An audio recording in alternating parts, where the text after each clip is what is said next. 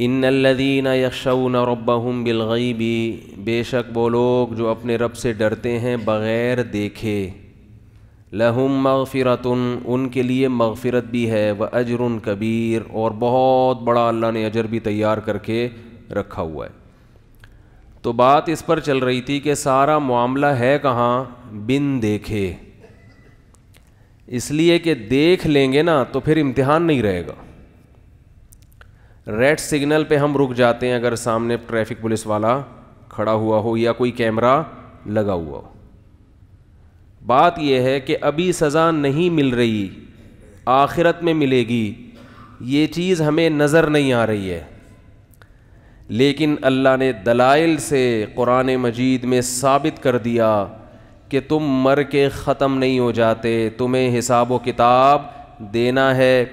اگر اللہ کی نافرمانی کی، نماز چھوڑی، والدین کی نافرمانی ہے، بیوی بچوں کے حقوق میں کوتاہی، عورت نے اپنے شوہر کے حقوق میں کوتاہی، پڑوسیوں کے ساتھ بدسلوکی، آپس میں رہن سہن میں گڑبڑ، سود خوری کی، حرام کمایا، کوئی بھی گناہ تم نے کیا تو اللہ نے ایک اصول اور ضابطہ بیان کیا قرآن میں، تمتعو، خوب مزے اڑاؤ، موج کرو، موج۔ تمتعو کا مطلب کیا ہے؟ موج کرو، اڑاؤ مزے۔ لوگ کہتے ہیں نا یار انجوائے کرو، لائف کو کیا کرو؟ انجوائے کرو۔ میرے بھائی، اللہ نے کہا ہے کہ میں نے تمہیں پیدا کر کے چھوڑ نہیں دیا کہ تم جو مرضی کرتے رہو۔ وہ جو میں نے آیت پڑھی نا، اللہ نے فرمایا تمتعو، مزے اڑا لو، اڑا لو مزے، جو کرنا ہے کر لو۔ فإن مصيركم إلى النار، آنا کہاں ہے؟ جہنم کی آگ کی، چھوڑوں گا نہیں میں۔ دنیا میں کوئی قانون ایسا نہیں ہے کہ آپ قانون کی دھجیاں اڑاتے رہیں اور حکومت آپ کو چھوڑتی رہے۔ اگر حکومت چھوڑتی ہے تو وہ کرپٹ حکومت ہے، جبکہ اللہ عدل کرنے والا بادشاہ ہے۔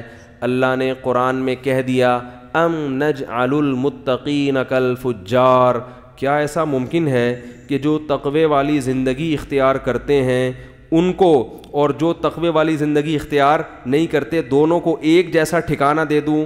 کیا یہ ممکن ہے؟ یعنی اللہ پر تو یہ الزام ہوگا نا، ایک عورت پردہ کر رہی ہے، حیا کے مطابق زندگی گزار رہی ہے، اپنے شوہر سے وفا کر رہی ہے، اس کے حقوق ادا کر رہی ہے، بچوں کی تربیت کر رہی ہے، وقت پہ نماز پڑھ رہی ہے، جو بھی اللہ نے اس کو حکام دیے اس کو فالو کر رہی ہے۔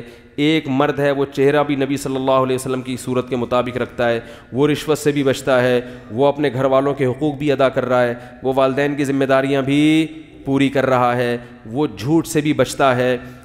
ایک تو یہ ہے، مرنے کے بعد یہ بھی مٹی ہو جائے اور چور، اچکے، چرسی، ہیروئن چیٹ، قاتل، ڈاکو، وہ بھی مرنے کے بعد، بولو نا بھائی، زنا کرنے والے وہ بھی مٹی ہو جائیں۔ تو اللہ فرماتے ہیں اگر مٹی کر کے ختم کرنا ہے تو یہ مجھ پر الزام ہے کہ میں نیک بننے والے کو کوئی اجر نہیں دے رہا اور برائی کرنے والے کو سزا نہیں دے رہا، تو پھر نیک بننے والا نیک کیوں بنے؟ کیا کہ اللہ جب دیکھو، اگر آپ کو ایم اے کے پیپر دینے ہیں، آپ نے ماسٹر کرنا ہے کسی میں، اور آپ محنت کر رہے ہو، لیکن کسی نے آپ کے کان میں آ کے بتا دیا کہ حکومت نے اعلان کیا ہے کہ ایم اے اسلامیات یا ایم اے انگلش یا کوئی بھی جو ہے نا ماسٹر جب آپ کرو گے تو حکومت نے یہ کلاس ہی ختم کر دی ہے، آپ محنت کرو مگر کوئی ایگزام نہیں ہے، اور رزلٹ یا ایگزام تو ہوگا مگر ایگزام میں پاس کون ہوگا فیل کون ہوگا یہ رزلٹ حکومت نے اناؤنس کرنا ہی نہیں، پرچے جلا دے گی گورنمنٹ۔ تو آپ تیاری کرو گے؟ بولے کہ بھائی یہ امتحان ہی نہیں ہے، یا امتحان تو ہے لیکن رزلٹ ہی اناؤنس نہیں ہوگا، تو میں پاگل ہوں جو میں اتنی محنت کروں؟ ہے بھائی، وہ نتیجہ جب نکلنا ہی نہیں ہے تو یاد رکھو، اگر کوئی نتیجہ نہیں ہے، آخرت نہیں ہے، ہم نے مرنے کے بعد زندہ ہو کے حساب و کتاب نہیں دینا، تو ہم کیوں پھر محنت کریں؟ ہم اچھے بن کے کیوں زندگی گزاریں؟ پھر تو ہر آدمی کو کیا ہونا چاہیے؟ جس کی لاٹھی اس کی بھینس، پھر تو مزے اڑاؤ۔ مفتی طارق مسعود صاحب کے بیانات سننے کے لیے YouTube سبسکرائب کریں، اور اگر آپ لائیو ویڈیو کو کبھی بھی مس نہیں کرنا چاہتے ہیں تو سبسکرائب کرنے کے بعد بیل آئیکن پہ کلک کرنا مت بھولیں۔ جزاک اللہ۔